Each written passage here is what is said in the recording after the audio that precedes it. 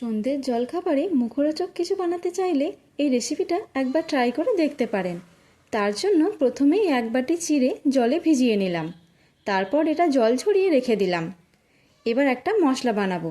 তার জন্য নিয়ে নিলাম জিরে, ধনে, গোটা গরম মশলা, শুকনো লঙ্কা আর তেজপাতা। এবার এগুলোকে শুকনো খোলায় নেড়ে নামিয়ে ঠান্ডা করে গুঁড়ো করে নিলাম। এবার কড়াইয়ে তেল গরম করে দিয়ে দিলাম পেঁয়াজ কুচি।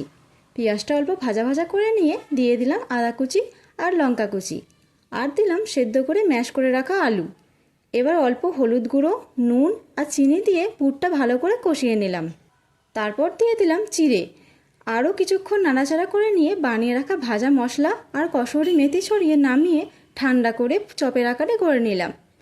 এবার কর্নফ্লাওয়ারে ব্যাটারে ডুবিয়ে ব্রেড ক্রাম্বসে কোট করে নিতে হবে। একইভাবে সবকটা বানিয়ে তেল গরম করে ভাজতে দিয়ে দিলাম।